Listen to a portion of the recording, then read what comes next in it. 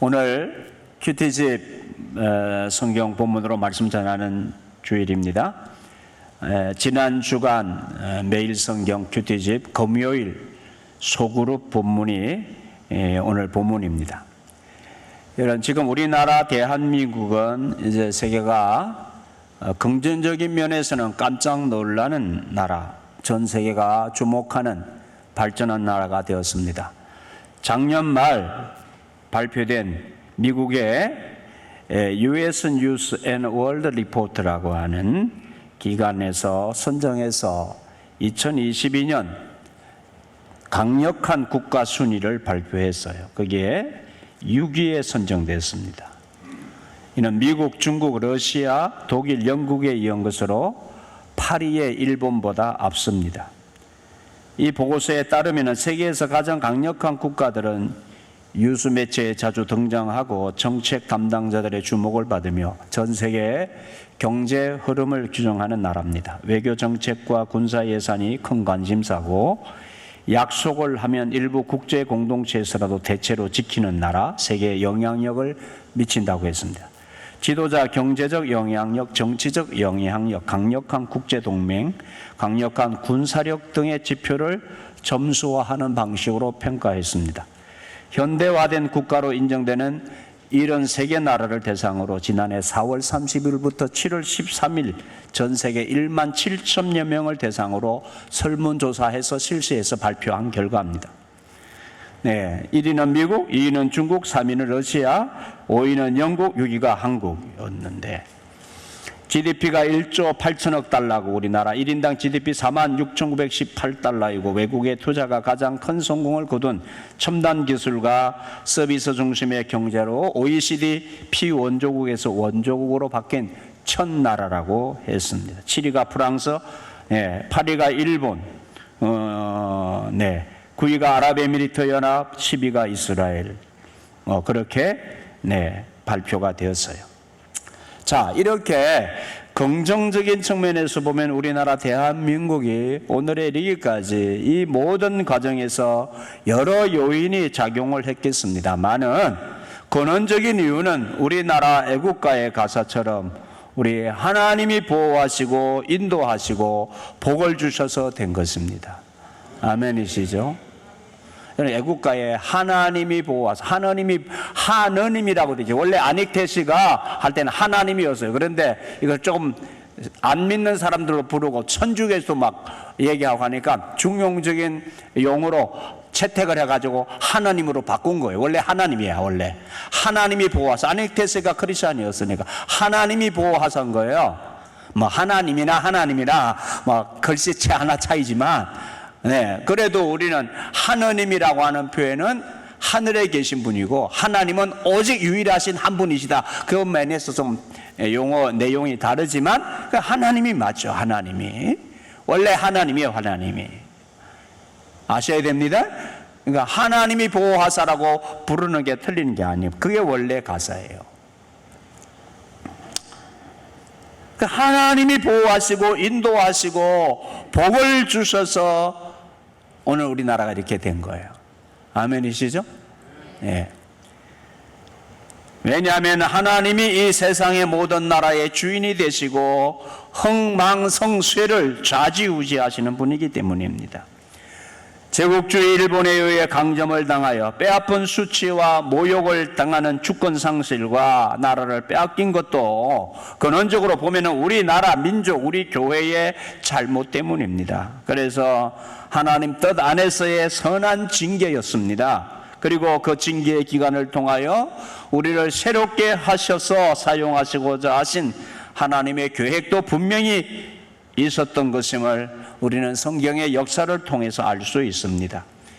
일본은 우리나라를 비롯해서 다른 여러 나라를 탐하여 자신들의 힘과 생각으로 제국주의를 꿈꾸며 자신들이 원하는 방향으로 탄탄대로의 길로 갈 수 있을 것이라고 여겼겠지만 하루아침에 항복하고 패망하는 나라가 되었습니다. 그렇습니다. 여러분, 하나님께서 나와 우리 민족을 사용하시기 위해서 하나님 보호하신 거예요. 여러분, 때로는 우리가 개인적으로나 가정적으로나 또 나라나 어려움 당하고 징계도 받을 수 있고 시험을 받을 수도 있어요. 그러나 하나님의 뜻은 언제나 사랑이에요. 고린도전서 10장 13절 우리 다 같이 성경 같이 읽겠습니다. 사람이 감당할 시험 밖에는 너희가 당한 것이 없나니 오직 하나님은 미쁘사 너희가 감당하지 못할 시험당함을 허락하지 아니하시고 시험당할 즈음에 또한 피할 길을 내사 너희로 능히 감당하게 하시느니라. 여러분, 하나님의 섭리는 사면초가와 같은 유혹의 상황에서 우리 영혼을 위해 피할 길을 만들어냈습니다. 하나님의 섭리가 없었다면 세상은 인간의 부패한 본성에서 비롯되는 이 죄로 인해 이미 다 멸망하고 말았을 것입니다. 하나님께서는 악인들의 죄가 온 세상을 지배하도록 결코 방치하지 않으십니다. 개인이나 민족이나 나라가 다 그렇습니다. 일본이나 우리나라나 모든 이 땅의 나라들이 이 하나님의 주권을 알고 이 하나님의 마음과 뜻을 알 때에 하나님의 은혜를 잊고 살게 되고 복된 나라를 이루어 살게 되는 것입니다.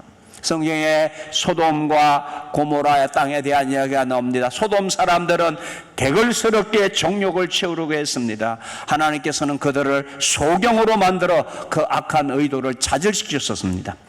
여로보암 왕은 선지자를 때리려고 했지만 하나님께서는 그 손을 말라붙게 하는 일을 행하셨습니다.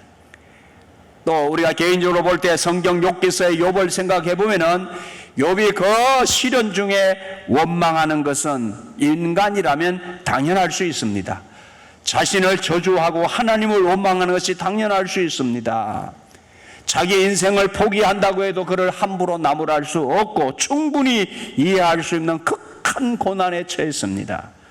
그래도 욥이 결국 그래서는 안 된다고 자신 있게 그를 향해 이야기하지 못할 것입니다. 너무도 어려운, 너무 인간으로는 견딜 수 없는 상황 속에 놓였던 욥의 처지가 너무 가련하고 측은하기 때문입니다. 그런 중에도 하나님은 바로 그런 욥을 만지셨습니다. 다른 사람들이 크게 느낄 수는 없지만 세미한 손길로 그 욥의 마음을 만지셨던 것입니다. 그 하나님의 섭리로 인해서 욥은 죄를 지을 수밖에 없는 그 극한 상황에서도 스스로를 더럽힐 수밖에 없는 그 극한 환경 속에서도 자신을 지켜낼 수 있었습니다. 왜? 시험 중에도 피할 길을 내신 하나님이 그를 돕고 계셨기 때문입니다. 다윗은 나발이 자신에게 베푼 은혜를 망각하고 자신을 무시하는 행동 때문에 피해 다니는 상황 속에서 자신을 좀 도와달라고 하는 다윗 왕, 다윗 왕의 그 처지를, 도망자의 왕에서 도망자가 된 그 처지를 나발이 무시를 했어요. 막 그래 화가 나가지고 그 나발의 재산을 지켜주었거든요. 그런데 그 은혜가 아닌, 감사함이 아닌 당연한 것으로 오히려 다윗을 비웃고 무시했기 때문입니다. 그래서 다윗은 나발을 죽이기 위해서 군사를 일으켰습니다. 나발 한 사람 때문에 그 가족이 다 멸절당할 뻔했어요. 근데 이 소식을 듣고 나발의 아내가 즉시 다윗에게 달려갔습니다. 그래서 살살 빌면서 지혜롭게 그 아내가 다윗을 마음을 녹였습니다. 다윗의 복수심을 지혜로운 행동으로 막아냈습니다. 그 나발의 아내가 하나님의 은혜를 입은 거예요. 하나님이 그를 다윗을 막아내셨어요. 그런데 다윗은 그때 잘못했으면 그때 화가 나는 대로 나발의 가정을 멸절시켰다면 다윗에게 큰 누가 될 뻔했던 거예요. 하나님 그를 막아주신, 다윗도 막아주신. 도더라는 사람이 서재에서 책을 읽고 있었습니다. 늦은 시간이 되었습니다. 밤이 늦었지만 왠지 그 이웃에 사는 그 남자 집을 찾아가고 싶은 마음이 생겼어요. 왜 이 마음이 생기지? 밤 늦은 시간에 강한 충동을 느꼈습니다. 그래서 하나님을 믿은 도달하는 사람이 이상하다, 내 마음에 왜 이렇게 이런 마음이 들지? 하나님의 무슨 섭리가 느껴졌어요. 그래서 순종하는 마음으로 이웃집을 찾아 나섰습니다. 그래서 이웃집에 당도한 도도는 대문을 몇 차례 두드렸습니다. 잠시 이웃집 그 주인 남자가 문을 열고 나와서 무슨 일이냐고 물었습니다. 그런 말했습니다. 용건은 없지만 아무래도 당신을 보기 전까지는 불안한 마음을 달랠 길이 없어서 찾아왔다고 대답을 했습니다. 이웃집 남자가는 깜짝 놀라면서 울먹이며 주머니에 있는 밧줄을 꺼내 보여주었습니다. 그는 그 밧줄로 막 목을 매려던 참이었던 것이 죽으려고. 하나님의 섭리는 그가 자살을 하지 않도록 막아주었던 것입니다. 물론 이런 이야기들을 일반화해서 모든 경우에 다 적용할 수는 없어요. 그러나 하나님의 계획과 하나님의 관심과 하나님의 섭리는 특별한 경우에 특별한 방법으로 나타나는 것이거든요. 이렇듯 우리가 잘 알 수 없는 하나님의 섭리는 악의 수단과 도구를 방해해서 죄를 예방합니다. 하나님의 주권적 역사의 간섭과 손길은 어제도 오늘도 지금도 가정이나 개인이나 민족과 나라와 우리 공동체 안에서 우리가 알게 모르게 계속되고 있는 거예요. 이 사실을 알고 믿고 순종할 때에 하나님의 이 선한 손길의 역사를 우리는 늘 체험하게 되는 거예요. 그리고 그 선하신 하나님의 주권적 다스리심을 떠나서 우리가 따라서 살아갈 때 하나님과 함께 이 세상을 다스리는 일에 참여하게 되는 그 열매를 누리게 되고 그 영광을 함께 보게 되는 것입니다. 반대로 이 하나님의 주권적 섭리와 역사를 거슬리면서 자기의 생각과 행위대로 그것을 옳다고 여기며 사는 개인이나 나라는 반드시 하나님의 징계와 심판을 면할 수 없음을 우리는 깊이 새겨야 합니다. 이것이 역사의 주인 되시는, 역사를 통해서 증거하시는 하나님의 오늘 예레미야를 통해서 말씀하시는 하나님의 증거입니다. 오늘 본문에서 하나님은 예레미야 선지자를 토기장이 집을 찾아가도록 하십니다. 거기에서 예레미야는 토기장이가 자기 손에 그 지워진 흙으로 자기의 뜻대로 좋은 대로 그릇을 만드는 모습을 보게 하셨습니다. 거기서 하나님은 자신이 토기장이와 같은 분이심을 알려주십니다. 선지자 예레미야도 토기장이신 하나님께서 빚은 사람입니다. 이스라엘 민족도 그 나라도 토기장이신 하나님의 손에서 빚어지는 그릇임을 보게 하시고 그 말씀을 유다 백성들에게 전하라고 하셨습니다. 너희는 진흙이야. 내 손에 든 진흙이야. 내가 너희들을 빚는 너희 이스라엘이라는 그릇을 빚어 만든 토기장이야. 그 보게 하셨어. 하나님은 마음에 드는 그릇이 나올 때까지 정교하고도 능숙한 기술로 물레를 돌리고 때로는 분노를 사귀고 좌절감도 극복하시면서 인내를 가지고 작업에 임하시는 것이 하나님의 마음, 토기장의 마음, 하나님이시다 그 말이죠. 원하는 그릇이 나오지 않았다고 그 진흙 점토를 버리는 토기장이 없듯이 안 나오면 다시 뭉쳐서 다시 빚어서 물레를 돌리면서 그릇을 만들어요. 하나님도 이스라엘의 끊임없는 유대 나라의 끊임없는 반역에도 불구하고 인내하시면서 그 흙을 가지고 그릇을 다시 지어내는 토기장이처럼 이스라엘 나라를 새롭게 만드실 것이라는 말씀이었습니다. 여러분, 우리의 모습도 보고 우리의 사명도 확인해야 됩니다. 때로는 마음에 안 들어도 인내하며 또 품고 새롭게 만들어가야 하는 예레미야 선지자에도 하나님 이 말씀 앞에 자신이 토기장이신 하나님께 붙들린 진흙임을 알아야 했고, 이스라엘도 그 자신의 모습을 알아야만 했습니다. 6절 말씀입니다. 여호와의 말씀이니라. 이스라엘 족속아, 이 토기장이가 하는 것 같이 내가 능히 너희에게 행하지 못하겠느냐. 이스라엘 족속아, 진흙이 토기장의 손에 있은 같이 너희가 내 손에 있느니라. 너희가 내 손에 있느니라.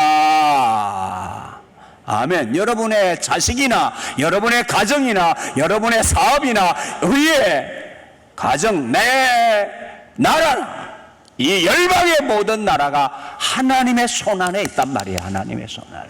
너희는 내 손에 있느니라. 까불지 말라 그만. 너희 다 내 손에 있어. 너희들 마음대로 살려고 하면 안 된단 말이야. 너희들 마음대로 살려고 하면 안 돼. 내 뜻을 알아야 돼. 내 마음을 알아야 돼. 너희는 내가 나를 위하여 창조했어. 내가 너희를 창조해서 나를 위하여 창조한 것을 이사야서 말씀에 그랬잖아요. 네? 내가 너희를 위하여 있는 게 아니야. 너희가 나를 위하여 있는 거야. 아멘 하세요. 내가 너희를 위하여 있는 것이 아니라 너희가 나를 위하여 지원받은 거야. 예배도, 우리의 예배도 내가 예배 주인이 아니야. 나를 위해서 예배가 있는 것이 아니라 하나님을 위해서 예배가 있는 거예요. 이게 교회 타락이에요. 이게 질서가 잘못되면, 순서가 잘못되면 교회가 타락하는 거야. 딱 하나님을 나를 위해서 있어야 되는데, 그 우상이야. 그것은 우상. 예배가 나를 위한 게 아니에요.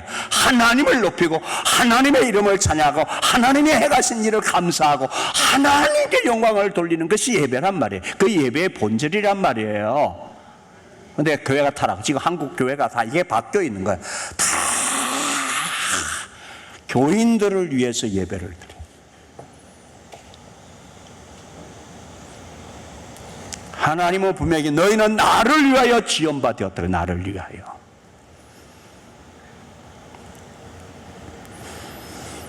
너희가 내 손에 있느니라. 내 말을 들어야 돼. 그래야 너희가 행복해지는 거야. 너희가 사람답게 사는 거야. 아멘. 아멘.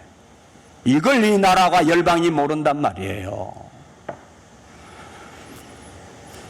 자, 7절로 10절 우리 다 같이 성경 읽겠습니다. 내가 어느 민족이나 국가를 뽑거나 부수거나 멸하려 할 때에 만일 내가 말한 그 민족이 그의 악에서 돌이키면 내가 그에게로 내리기로 생각하였던 재앙에 대하여 뜻을 돌이키겠고, 내가 어느 민족이나 국가를 건설하거나 심으려 할 때에 만일 그들이 나보기에 악한 것을 행하여 내 목소리를 청종하지 아니하면 내가 그에게 유익하게 하리라고 한 복에 대하여 뜻을 돌이키리라. 네, 하나님이 한 국가를 심기도 하고 뽑기도 하신다는 거야. 나라 주인 바꾸기도 하신다는 거야. 주님이 바꾸시면 바꾸는 거예요. 네?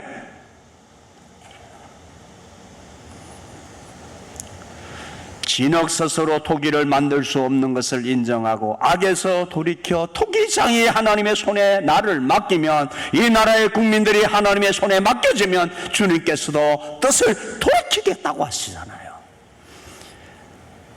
진흙과 달리 사람에게는 인격이 있기 때문에 토기장이는 우리의 인격적인 반응을 보면서 주권을 행사했습니다. 토기장이 하나님은 뽑고 파하고 멸할 수도 있고 건설하고 심을 수도 있지만 결코 그 하나님은 충동적이고 자의적으로 그 주권을 행사하지 않았습니다.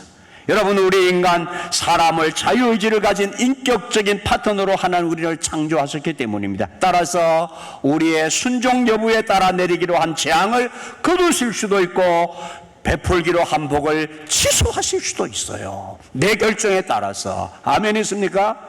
내 선택에 따라서.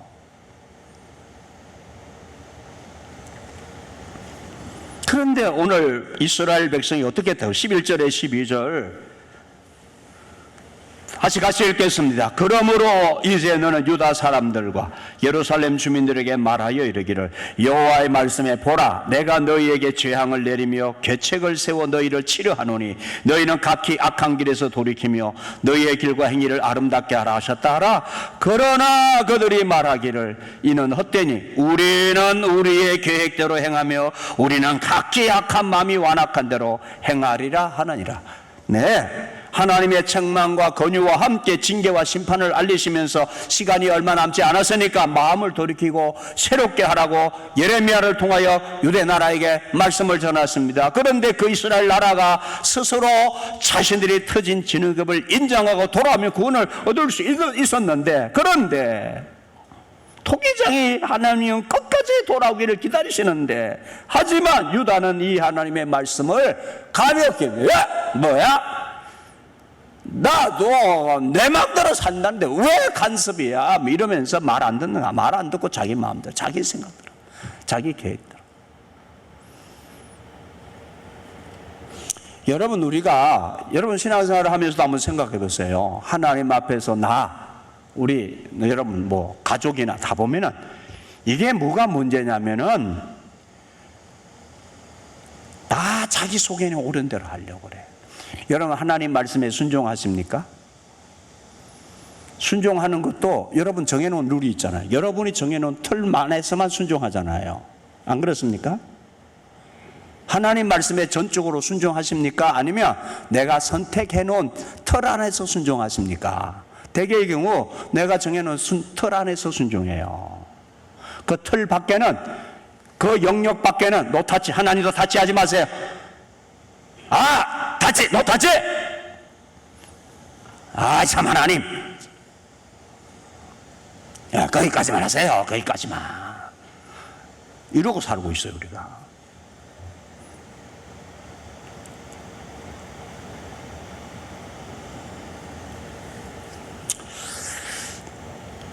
나 기분 나빠요. 내 마음에 안 들어요. 이러면, 내 마음에 안 들어, 내 기분 나쁘면 하나님도 안중에 없어요. 하나님도.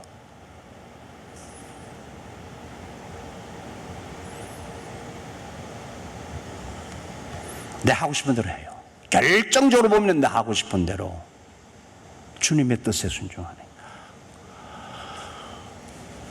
내가 속이 상하고 마음이 아프고 힘들어도 내가 죽는 자리에 간다 할지라도 주여 이 잔을 내게서 지나가게 하옵소서. 주님도 그렇게 기도하셨더니 이 잔을 내게서 지나가게 하옵소서. 하지만 오나 내 뜻대로 마옵시고 아버지의 뜻대로 되기를 원하나이다. 그 십자가 안 지고 싶었던 인간 예수. 근데 우리는 그 상황이 되면은 다 십자가의 자리로 안 간단 말이에요. 그 순종의 자리로 안 가고 다 자기 하고 싶은 대로 하는 거예요, 결국.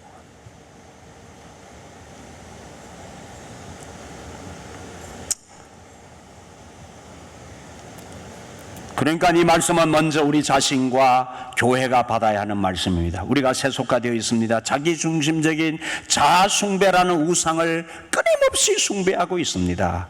그러면서 자신의 모습을 보지 못합니다. 부끄러운 줄을 모릅니다. 하나님을 바로 섬기기보다는 세상 풍조를 따르며 자기 마음대로 행하는 이 악에서 우리는 돌이켜야 합니다. 무서운 자아숭배, 우상숭배, 세상숭배의 죄악에서 돌아서야 합니다. 이 죄된 자아가 주님의 죽으심과 합하여 날마다 죽는 그 십자가의 자리로 가야 합니다. 조국 강복 78주년이 되는 해, 지금의 우리 대한민국이 있기까지 해방의 기쁨과 함께 새나라 대한민국을 세워서 분명 하나님의 그 사랑과 은혜의 보호하심과 복주심의 큰 사랑을 받고 있습니다. 하지만 한편으로는 이 날을 맞으면서 우리 민족 남북 모두가 해방의 기쁨과 자유를 온전히 누리지 못하기 때문에 마음이 답답합니다. 일제로부터 해방이 된 지 벌써 80여 년이 다 되어 감에도 아직도 남북이 양단된 채 통일이 되지 못하고 있다는 아픔 때문입니다. 아니, 전 세계 공산주의가 다 무너짐으로 종주국이었던 소련이 무너진 이후에 러시아나 중국 같은 나라들도 여전히 제한적이긴 하지만 예전과는 비교도 안 되는 자유의 물결이 점점 강하게 번져가고 있는 상황이 아닙니까? 그런데 유독 북한만은 80년 동안 무서운 독재 체제 하에서 자유를 제한당하고 굶주림을 이기지 못한 백성들, 자유를 제한당하고 있는, 자유가 없는 그곳을 탈출해서 목숨을 걸고 우리나라에 와서 정착을 하고 살아가기를 소망하고 있습니다. 우리나라에 오지 못하는 사람들은 중국이나 베트남, 태국 같은 나라에서 떠도는 신세가 되고 있으니 같은 민족으로 비탄을 금할 수가 없습니다. 중국도 이제는 탈북자들이 너무나 골치 아픈 사안이라 모든 탈북자들을 체포해서 북한에 강제 송환하고 있고, 탈북자들은 송환이 되어지면 투옥과 고문과 심지어 죽음까지 감수해야 하는 그런 처지를 하지 않습니까?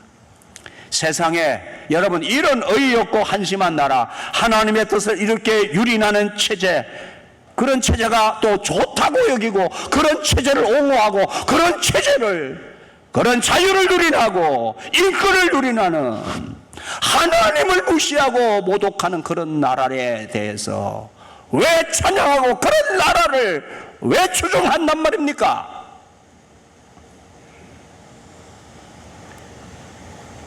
이런 체제가, 썩어 빠진 체제가 어디 있습니까?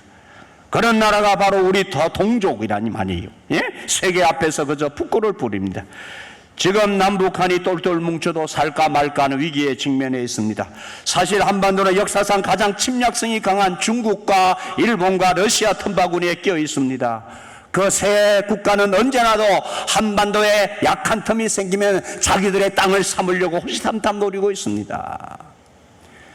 요즘 중국을 보세요. 너무나 분명한 고구려 역사조차 왜곡하려고 획책하고 있고, 일본은 독도를 자기들 땅이라는 주장을 전혀 굽히지 않고 있습니다. 그것은 단순히 독도란 작은 땅 하나 문제 아니잖아요. 빈미를 해서 우리 땅을 침공하려고 하는 의도를 가지고 있는 거란 말이에요. 그래야 군사력을 점점 높이고 있습니다. 그나마 가장 믿고 있는 미국도 이제 점점 자국 이기주의에 빠짐으로 덮어놓고 믿어줄 수 있는 나라가 못 됩니다. 이러한 위기에서 우리 대한민국만이라도 정신을 차려야 합니다. 그러나 지금 우리나라 대한민국도 큰 위기의 상황에 놓여 있습니다. 한국 사회가 당면한 위기 갈등만 짚어봐도 그 위기감을 느낄 수 있어요. 지역 간의 갈등입니다. 계층 간의 갈등입니다. 가장 큰 문제는 이념과 세대 간의 갈등입니다. 지금 한국 사회에 가장 큰 문제가 있다면 보수 쪽과 소위 진보 측의 갈등입니다. 요즘 3.1절이나 강복절은 마치 보수주의자들과 진보주의자들의 대결장의 날처럼 되어버린 지가 오래입니다. 소위 보수 진영의 많은 단체들과 수만 명이 모였다고 주장하면서 세력 대결을 하면서 많은 사람들이 광화문이나 서울시청 앞 주변에 모여서 각각 자신들의 이념적 대결을 지속적으로 하고 있습니다. 이러한 이념이나 정치적인 갈등은 어느 국가나 나타나는 현상입니다만은, 그런데 우리나라의 문제는 그 갈등이 너무나 첨예하고 극단적이라는 점입니다. 서로 남북 간에 대처하고 있는 상황 속에서 이념적 대척을 하고 있으면서 그것이 우리나라 안에서까지 아직도 좌우가 나뉘어서 그렇게 서로 정오와 전쟁에 가까운 대결을 하고 있는 거예요. 뭐가 이 나라에 가야 되는 길이에요? 어떤 길이 하나님이 우리나라가 가야 될 길이라고 말씀하시는 거예요 지금. 온 나라가 이러한 갈등이 노골적으로 표출됨으로써 상처투성이가 되고 있는 느낌입니다. 왜 나라가 이렇게 되었습니까? 여러분, 이것은 원인이 있어요. 정치권에서 국민들을 지역 간, 세대 간, 이념 간의 갈등을 조장하고 부추겨서 정치적인 정권 장악을 위한 이용물로 해왔기 때문이에요. 그건 백성들이 속으면 안 돼요. 이 정치권들이 이용을 하는, 지역 간 대립을 자꾸 부추기는 거예요. 그 표를 받아서 정권을 잡으려고.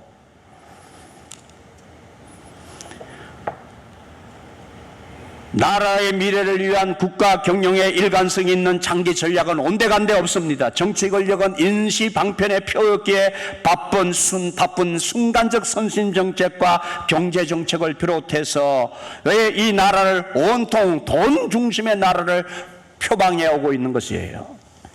이런 이념적 대결 가운데 국가가 나가야 될 방향성에 대해서 정권이 바뀌어도 바뀌지 않고 나가야 할 장기적인 방향성조차도 잡지 못하고 있는 상황입니다.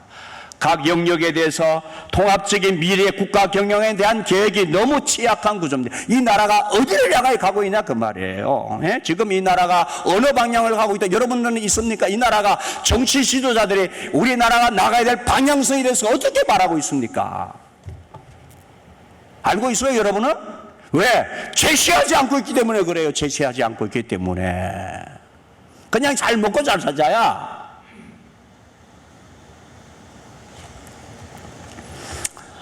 여러분, 8년 전인 2015년 미래창조과학, 우리 정부 미래창조과학부의 미래준비위원회라는 기구에서 발표한 10년 후, 그러니까 2025년이에요. 내년 내후년이에요. 2015년에서 이 10년 후에 한국 사회 상황에 대한 보고서 10대 이슈를 발표했어요. 그림 하나 좀 보시죠. 잘 보이시는지 모르겠네. 좀 어두워가지고. 여러분, 글이 좀 작아고 제가 좀 설명을 드릴게요.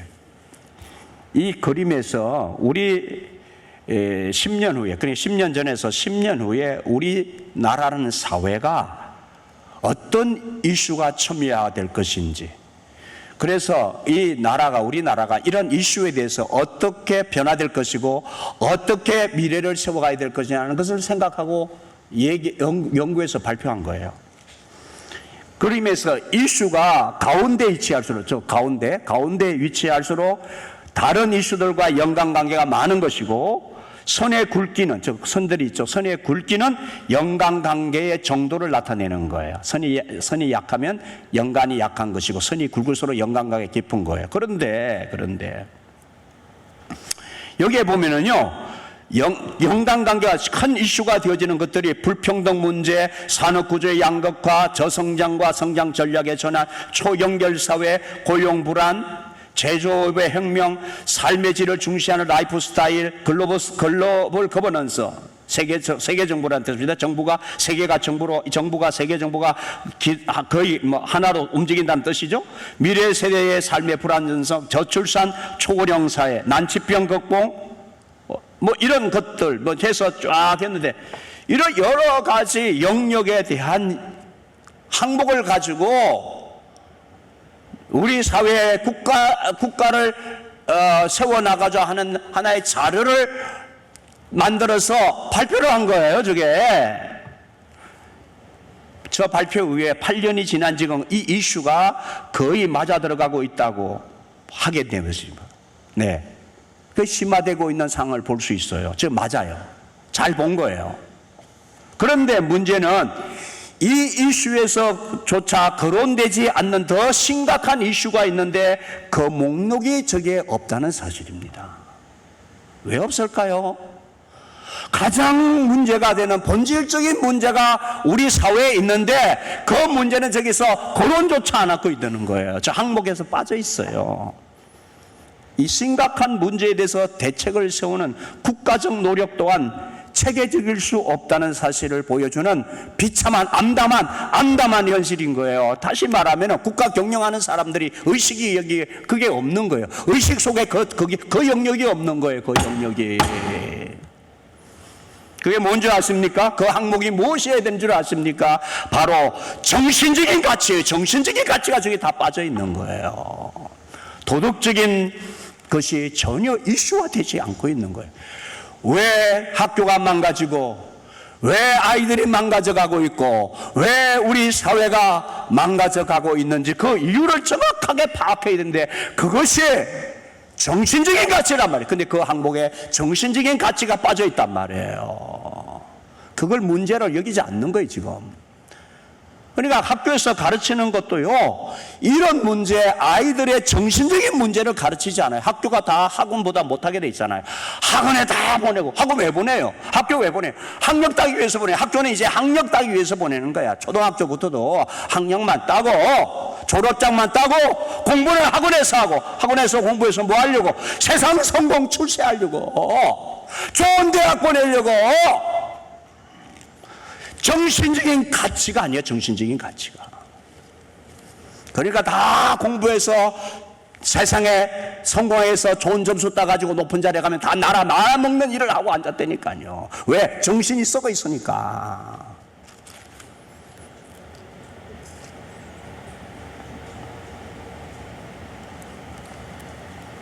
이러니 민족의 백년대계를 일으키는 교육제도도 오직 학벌주의, 출세주의를 일관할 뿐 정신과 도덕교육을 소홀히 함으로 민족 정신을 황폐하게 만들었습니다.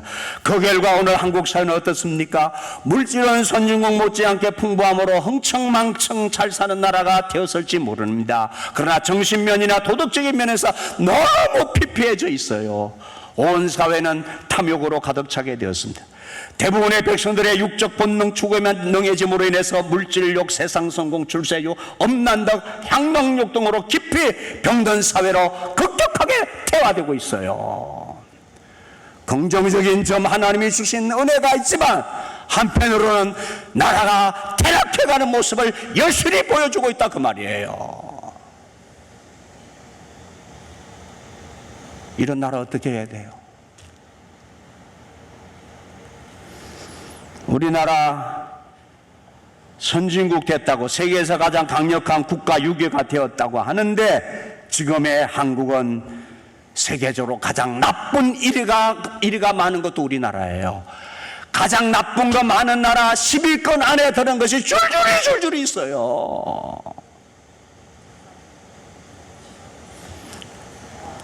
네?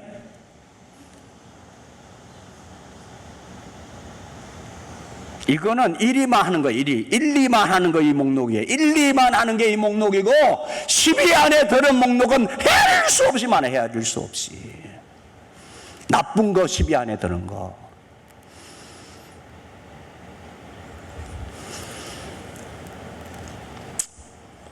여러분, 지금부터 80년 전만 해도 우리나라가 해방만 되면은 더 이상 바랄 것이 없을 것 같았습니다. 그러나 1945년 해방이 되었지만 나라는 좌우익으로 갈라져 극심한 혼란에 빠졌습니다.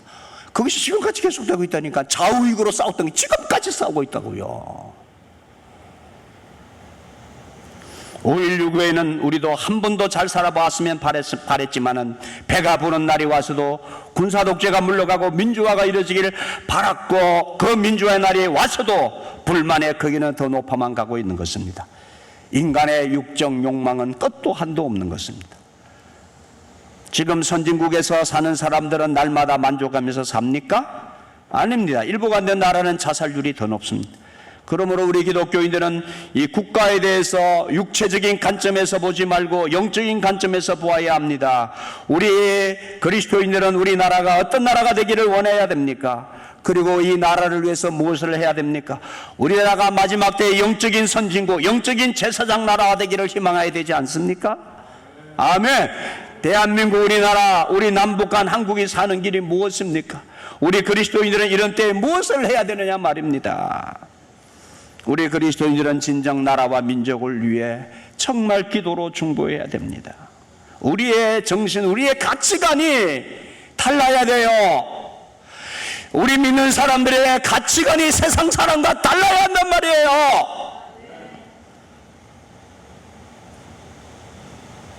사는 방법이 달라야 돼요. 우리의 정신이 썩어 있어, 우리 정신. 교인들의 정신까지 세상 사람을 닮아간단 말이에요.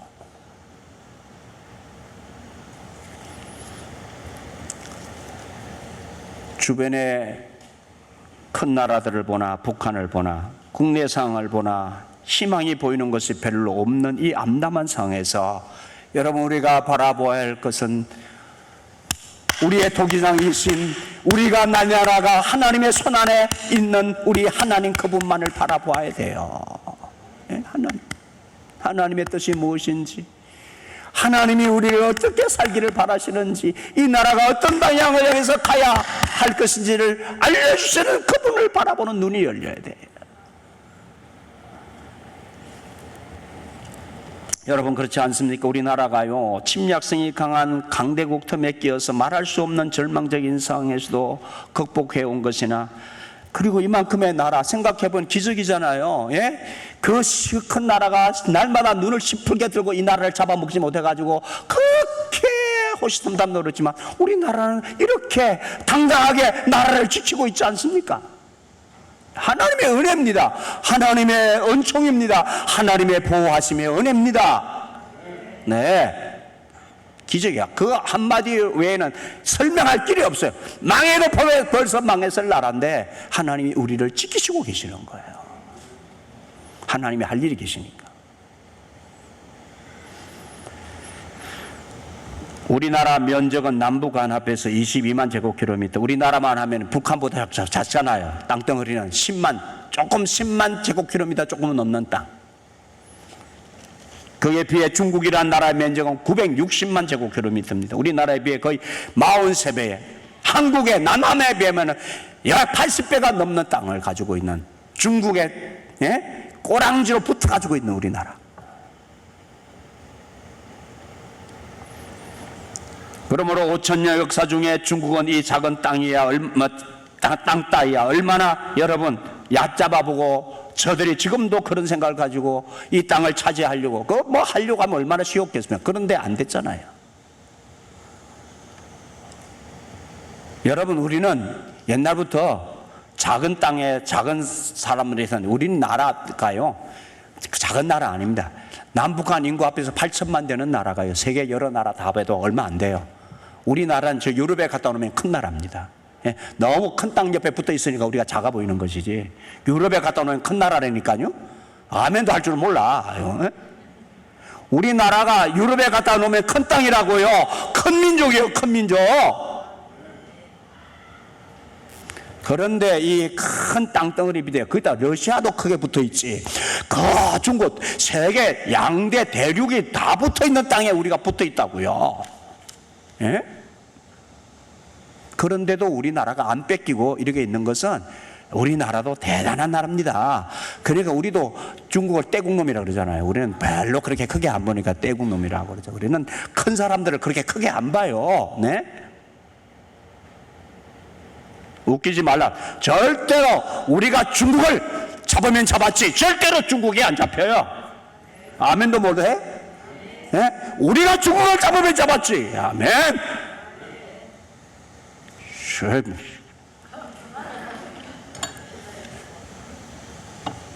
이거 요즘은 글로벌 시대가 돼가지고 우리 교회도 중국인이 있어가지고 중국 잘못 얘기하면,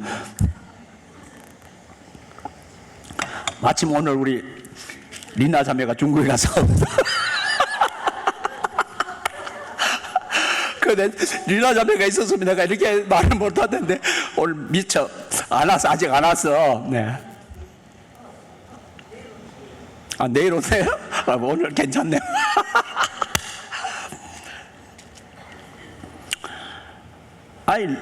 리나 집사도 우리 이제 한국 사람이지 뭐. 한국 남편하고 살면 한국 사람이지.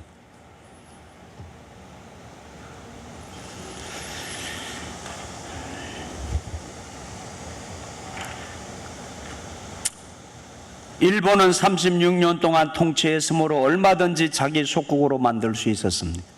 침략성이 가장 강했던 소련의 북한은 거의 수십 년 동안 허수아비 노릇을 해왔습니다. 그러나 우리나라는 기적 가운데 5,000년 동안 단일 민족을 지켜온 이 놀라운 사실은 하나님의 강력하신 도우심 때문이요, 이 나라를 사랑하시고 이 나라를 향해 가신 하나님의 뜻이 계시기 때문이에요. 그리고 해방 이후에 북한에 의해서 적화 통일될 뻔한 위기가 얼마나 많았습니까? 6.25 한국전쟁 때는 부산 지역 만남교 모두 공산 치하가 되었습니다. 그 당시 미국의 방어선에서 한국과 대만이 제어되어 있었기 때문에 제2, 3일이면 적화 통일이 북한의 나라 빼앗길 일이 절대 위기적 상황이었습니다. 그때 일본에 있던 메가더 장군이 본국의 반대를 무릅쓰고 전쟁에 참여함으로 절대 위기를 막을 수 있었고, 16개 나라가 유엔국이 참전한 것도 거의 기적에 가까운 일이었습니다. 왜 이런 일이 있었을까요? 기적이에요, 기적이. 6.25 전쟁 이후에도 남침의 위기가 여러 번 있었습니다. 4.19 혁명 시에 국내의 대혼란, 1963년 한국 한일 국교 반대에 대한 6.3 사태, 1971년도 김신조 간첩 사건, 70년대 중반 미국의 월남전 폐망 때에 1979년 박정희 대통령 시해 사건, 1980년도 너무나 불행하고 혼란스럽고 위험했던 민주항쟁 시의 강주항쟁 때였습니다. 북한은 남침용 땅굴을 파놓을 정도로 완벽한 전쟁 준비를 다 했지만 결국 그 좋은 기회를 그들이 다 놓치고 만 것은 하나님께서 막아주셨기 때문인 거예요. 예? 지금도 북한의 침략과 핵무기 등으로 여전히 우리를 위협하고 있습니다. 하나님은 그동안 예배당이나 산에서 땅굴 그리고 기도원에서 금식하며 철회하면서 눈물로 나라와 민족을 위해 기도하였던 수십만 혹은 수백만의 우리 성도들의 기도를, 이 호소를 들으시고 이 민족을 위기 때마다 지금까지 지켜주신 것입니다. 그러면 우리는 앞으로도 계속해서 이 나라를 중보하고 나라를 내 가슴에 품고 이 나라를 지키기 위해서 하나님의 긍휼을 구하는, 하나님 이 나라를 불쌍히 여겨달라고 기도해야 합니다. 하나님 우리나라를 불쌍히 여기십시오. 이 나라를 주님 손에 붙잡아 주십시오.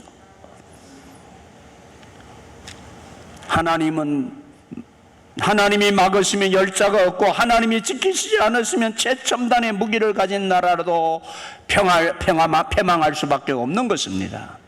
바로 오늘 본문이 강조하는 내용이 그것입니다. 다시 한번 우리 본문 8절로 10절 다 같이 읽겠습니다. 만일 내가 말한 그 민족이 그의 악에서 돌이키면 내가 그에게 내리기로 생각하였던 재앙에 대하여 뜻을 돌이키겠고, 내가 어느 민족이나 국가를 건설하거나 심으려 할 때에 만일 그들이 나보기 악한 것을 행하여 내 목소리를 청종하지 아니하면 내가 그에게 유익하게 하리라고 한 복에 대하여 뜻을 돌이키리라.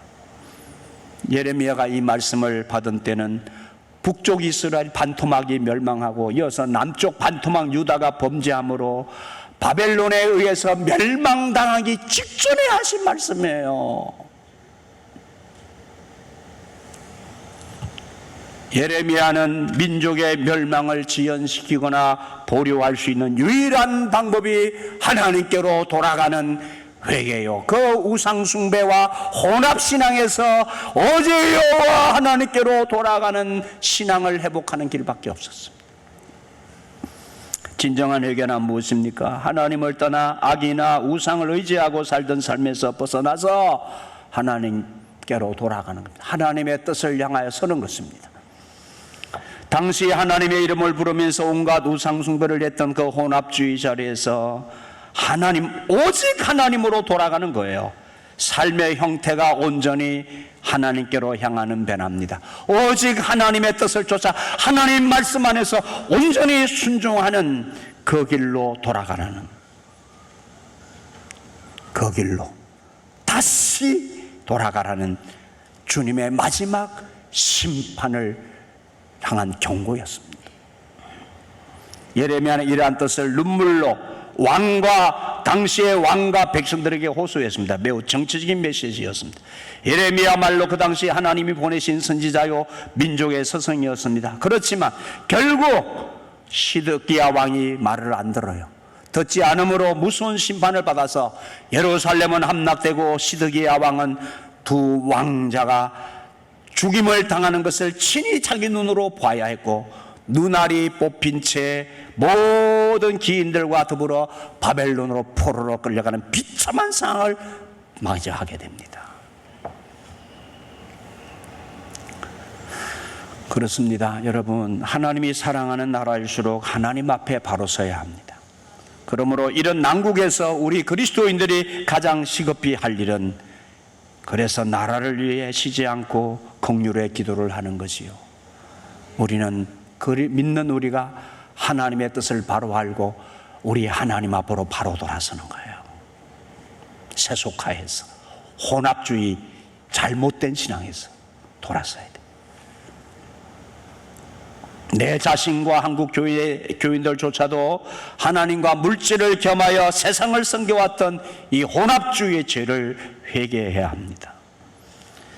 여러분, 지금 너무 경제가 어려워 못 살겠다는 사람들이 점점 급증하고 있습니다. 우리는 경제가 어려워서 못 사는 것이 아니라 하나님 앞에 바로 서지 못하기에 더 공경에 처하고 누렸던 것들을 다 빼앗기게 되는 거예요. 우리는 각자가 마음이 악하여 완악한 대로 내버려 두어 내 마음대로 살고 싶다고 그렇게 말했던 유다의 당시 백성들의 그 마음이 우리에게는 없을까? 한번 우리 마음, 내 삶의 태도를 한번 생각해 보십시다. 여러분, 어떤 상황을 통해서나 말씀으로 우리를 경고하시거나 권면하시며 나를 만지실 때에, 우리 나라를 다루실 때에 나를 고집하지 말고 주님의 마음을 살펴서 내 뜻을 돌이켜야 합니다. 여러분, 항상 이것과 싸워야 돼요. 내 마음대로 살고 싶은 것과 주님이 원하시는 삶을 두고 항상 우리는 선택을 해야 돼요. 그것 선택의 길에서 우리는 토기장이신 하나님 손 안에 나는 진흙이요 하나님 손에 맡겨진 자로서 내 생각, 내 마음, 내 감정 다 접고 하나님 손에 맡기신 하나님, 내 뜻대로 마옵시고 주님 뜻대로 하시옵소서. 그 결정을 하셔야 돼요. 그 결단. 기도하시죠.